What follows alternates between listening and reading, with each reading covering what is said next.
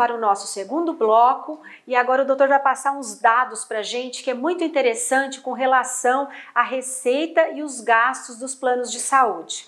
Sim, veja, Beth, nós estávamos conversando sobre esse aumento de 16% dos planos de saúde.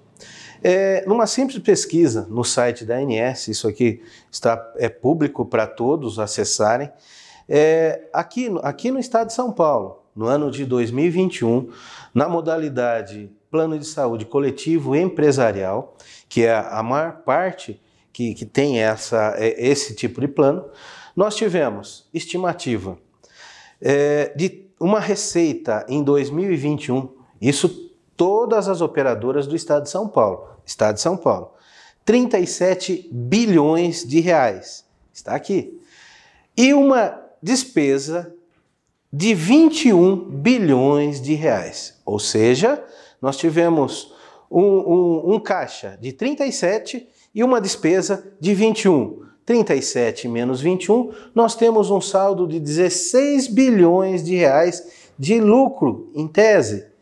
Ora, se eu tenho esse lucro, é um lucro muito bom, excelente, por que eu reajustar 16% então? Então não justifica. Não justifica. Então esse cálculo atuarial que todos os contratos têm, todas as operadoras o fazem, está puxando somente para um lado e não para o lado dos consumidores como deveria, né? Fechando essa questão dos 16%. Ótimo. Doutor, vamos falar um pouquinho da questão médica. Sim. Um médico que passa por algumas situações, por exemplo, um paciente entrou com processo contra um médico, né? O que você orienta esse profissional com relação aos cuidados que ele deve ter? Prontuário, assinatura, enfim, quais são as orientações que você passa para esse profissional ou que você, enquanto advogado, quando pega uma causa assim, você solicita para que você possa fazer a defesa desse profissional?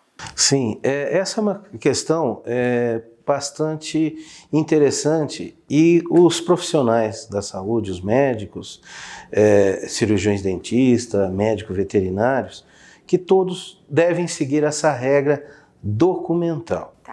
Bom, quando um profissional é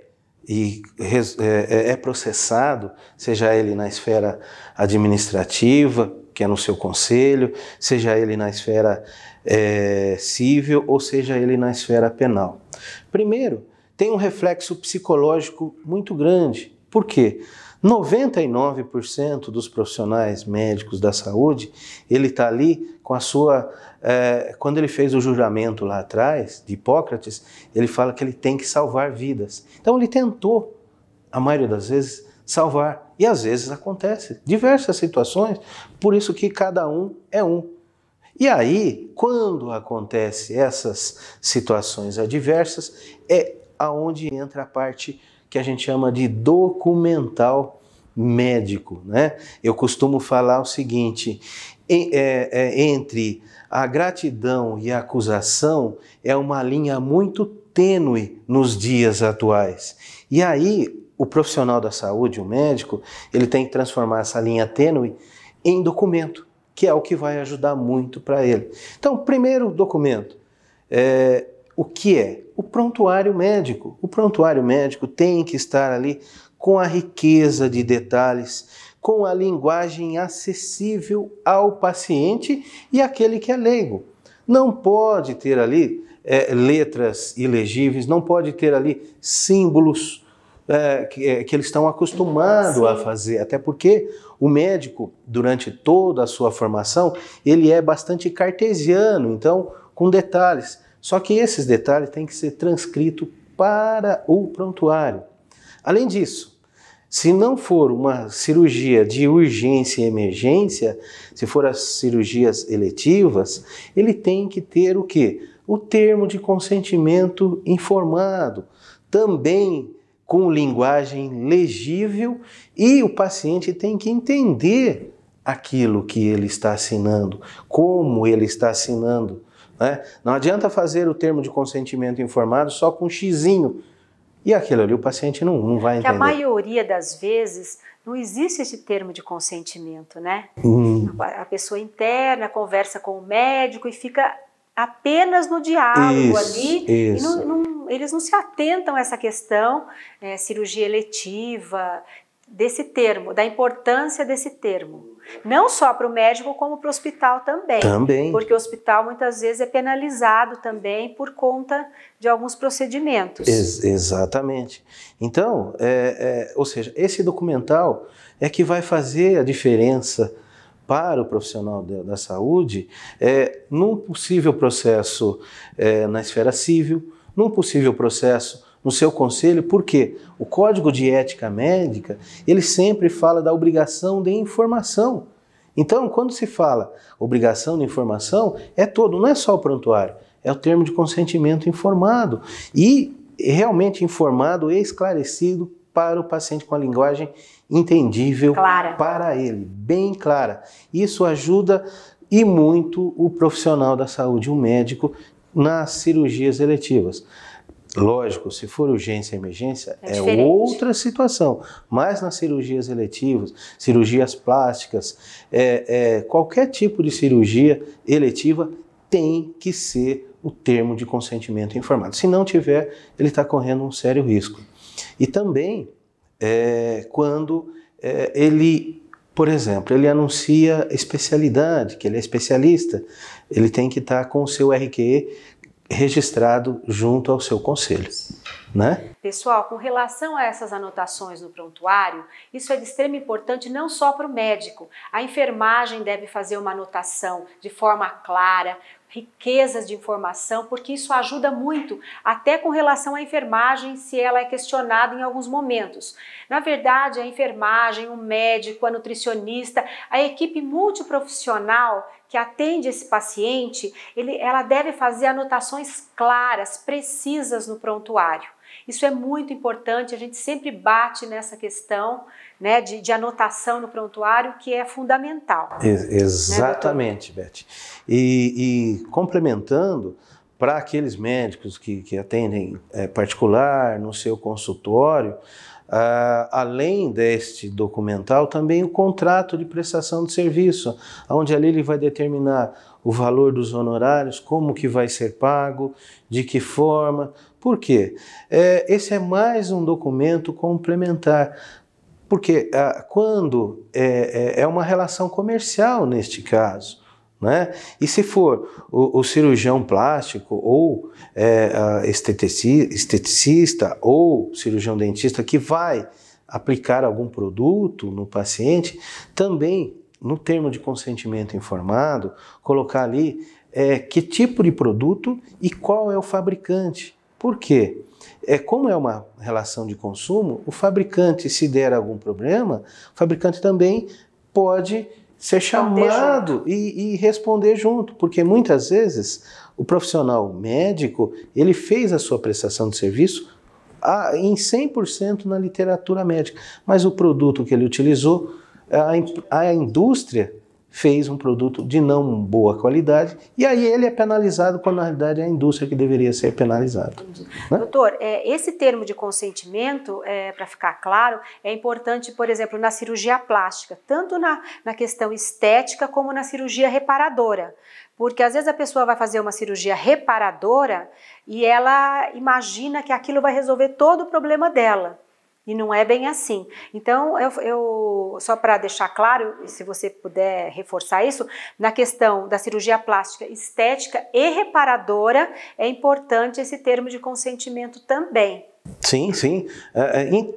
Basicamente, a gente orienta em todo o procedimento que você vai fazer no paciente, independente se você é médico, cirurgião dentista, médico veterinário nos dias atuais, esteticista, o termo de consentimento informado. Por quê? Estética, dependendo da situação, você está prometendo um resultado. E na reparadora você não promete resultado, é você tentar dar uma qualidade de vida melhor para aquele paciente, né, resolvendo aquele problema que ele teve, e não estético, como... Então há uma diferença muito grande, cirurgia reparadora e cirurgia estética. E isso tem que estar sendo colocado muito claro no prontuário do paciente, no termo de consentimento informado e nos demais documentais médicos. E eu quero fazer um parênteses também em relação ao prontuário eletrônico, né, que basicamente é o que vai vigorar daqui para frente. A lei do prontuário eletrônico, que é de 2018, ele fala que lá o prontuário eletrônico tem que seguir uma série de certificações legais, porque se não seguir aquelas certificações, ele também não tem validade. Entendi. Então, tem uma lei do prontuário eletrônico, que é de 2018, que ele fala a regra das certificações. Aliado a isso, tem as resoluções do CFM, que também dão guarida para essa situação. E outra coisa que tem que deixar todos bem claro, os médicos, a guarda do prontuário, 20 anos, porque eu já ouvi na experiência que eu tenho, ah não, 5 anos tá bom. Não, são 20 anos. Dizem que o digital, o eletrônico, é infinito, mas olhando pela letra da lei, você tem uma base de 20 anos. E além dessas certificações nos prontuários, também ele tem que estar observando a nova lei, a Lei Geral de Proteção de Dados, né, que tem uma outra certificação, como que ele vai armazenar, que forma que ele vai armazenar. Isso é feito, no hospital é feito pelo hospital, a responsabilidade dessa guarda no hospital, ou se for um centro de saúde, um serviço público, é do gestor. É do gestor. Do gestor. Do gestor. Porque o médico vai, passa a visita, digita, faz a questão da prescrição, e aí a responsabilidade desse armazenamento, no caso o hospital ou o gestor público. Exatamente, o hospital e gestor público, a responsabilidade é deles. Tá? E isso tem que ser colocado também, por isso que é importante no termo de consentimento, essa informação. Porque senão o médico vai ser penalizado conforme a Lei Geral de Proteção de Dados. E ele não tem essa informação na mão. Ele não tem esse conhecimento. Outra coisa que o pessoal costuma confundir bastante. Ah, o prontuário é do médico? Não, o prontuário sempre é do paciente. A responsabilidade da guarda é do médico. Por quê? Por conta do sigilo médico que é necessário. Então, o prontuário sempre é do paciente. Quem tem acesso ao prontuário? Normalmente, via de regra, é só o médico e o paciente. Quando o paciente é menor, os seus responsáveis. Se o paciente falece, quem pode pedir a cópia desse prontuário? Está na regra, no Código de Ética Médica. O seu responsável ou seu ascendente em linha direta. No caso, ele tem que pedir via judicial. Por exemplo, no hospital, se ele vai solicitar o prontuário, ou a família vai solicitar por conta de algum procedimento que ela acredita que não tenha sido feito como deveria, ela vai solicitar isso ao hospital.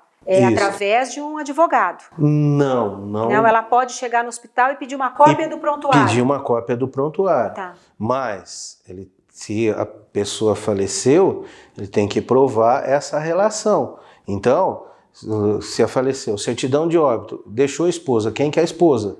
Senhora fulana de tal.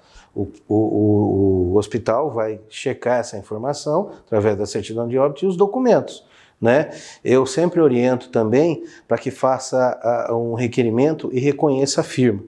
Tá? Muito embora esse é um termo técnico de burocracia, mas alguns hospitais pedem isso e eles não estão quando não é o próprio paciente. Quando não é o próprio paciente. Tá? E eles estão basicamente se resguardando dessa situação. Agora, quando é o próprio paciente, basta fazer um requerimento, junta o seu RG e aí ele pode pedir uma cópia. Uma cópia deste prontuário, seja ele digital ou seja ele no físico. O físico vão tirar uma cópia. Tem alguns hospitais que cobram alguns centavos pela cópia. Isso, ao meu ver, não é nada absurdo. A lei não fala nem que sim, nem que não. Mas, para não haver, principalmente os públicos, né, que o caixa é ruim, eles cobram uma taxinha para fornecer esse prontuário. Entendi.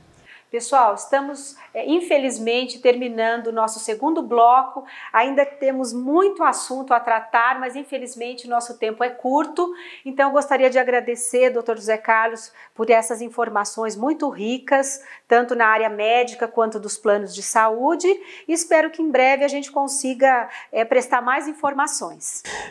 Beth, eu que agradeço por esse convite, como eu disse lá atrás, eu sou um filho da EduVale e essa faculdade eu vou levar para o coração para sempre. Eu agradeço muito pelo convite. Mande um abraço ao Dr. Cláudio, mande um abraço lá ao Evandro, nosso diretor, e a todo o corpo da EduVale, tanto o discente como o docente também. Meu muito obrigado. Pessoal, estamos ficando por aqui com mais um do Vale Saúde. Até o próximo. Até mais.